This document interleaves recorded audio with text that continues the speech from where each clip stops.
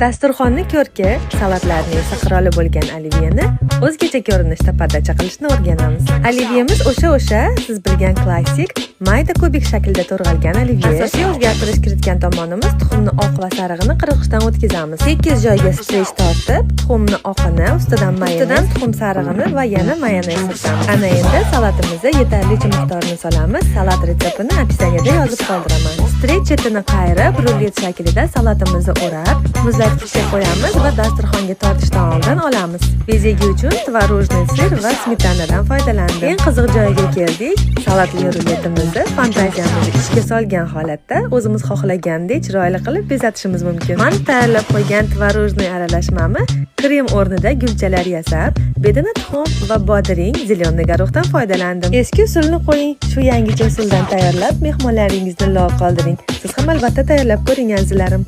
Dasturxonni ko'rki, salatlarning esa qiroli bo'lgan oliviyeni o'zgacha ko'rinishda pardacha qilishni o'rganamiz. Oliviyemiz o'sha siz bilgan klassik mayda kubik shaklda to'rg'algan oliviya. Asosiy o'zgartirish kiritgan tomonimiz tuxumni oq va sarig'ini qirg'ichdan o'tkazamiz. Tekis joyga strech tortib, tuxumni oqini, ustidan tuxum sarig'ini va yana mayonez surtamiz. Ana endi salatimizga yetarlicha miqdorni solamiz. Salat retseptini opisiyaniyada yozib qoldiraman. Strech chetini qayirib, rullet shaklida salatimizni o'rab, muzlatgichga qo'yamiz va dasturxonga tortishdan oldin olamiz. Bezagi uchun tvorojniy sir va smetanadan foydalandik. Eng qiziq joyiga keldik. Salatli rulletimizni fantaziyamizni ishga solgan holatda o'zimiz xohlagandek chiroyli qilib bezatishimiz mumkin. Men tayyorlab qo'ygan tvorojniy aralashmamni krem o'rnida gulchalar yasab, bedana tuxum va bodring, zelyoniy garoxdan foydalandim. Eski usulni qo'ying, shu yangicha usuldan tayyorlab mehmonlaringizni lol qoldiring. Siz ham albatta tayyorlab ko'ring azizlarim. Birinchi xamiridan faqat birinchi qilib bo'ladi deb kim aytdi? Hozir men sizga shunaqa shirin retseptini beraman. Qo'shningizga kelini qilmagani aniq. Ikkita tuxumni shakar bilan atalab, ustiga sut,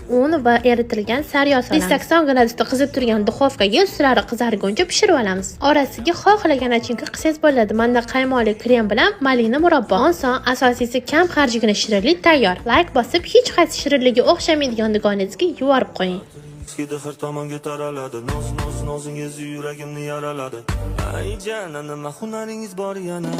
Har yili bahorda men eng ko'p qiladigan savatim shu bo'ladi. Sizlar ham bitta yeb ko'ringlar, ishoninglar, menga rahmat etish uchun profilimni qidirib yurasizlar. Birinchi bo'lib gulkaromni mayda bo'laklarga ajratib olib, nomakop suvda qaynatib olamiz. Tuxumga tuz, paprika, murch solib, yaxshilab aralashtirib, boyiga qaynatilgan gulkaromlarni bo'lg'alab qovurib olamiz. Gulkaromdan qolgan tuxumdan quymoq pishirib olamiz. Agar sizlarda ortib qolmagan bo'lsa, bitta yoki ikkita tuxumdan shunaqa quymoq pishirib olasizlar. Bodring va pomidorni bir xil shaklda shunaqa to'rtburchak qilib to'g'rab olamiz. Kashnich bilan birga ukrop ham solish kerak. Men ukrop yo'ligi uchun kashnich o'zini to'g'rab oldim. Chesnokni maydalab, qovurilgan gulkarom va jo'xorini ham solamiz. Quymoqlarni ham katta qilib to'g'rab, mayonez solib, yaxshilab aralashtiramiz. Qarabsizki, bahor faslining eng mazali salati ham tayyor. Oila a'zolaringizga tayyorlab duo olish uchun videoni albatta saqlab oling. Menga obuna bo'lsangiz, ajoyib retseptlar va foydali layfhaklar bilan bo'lishib boraman.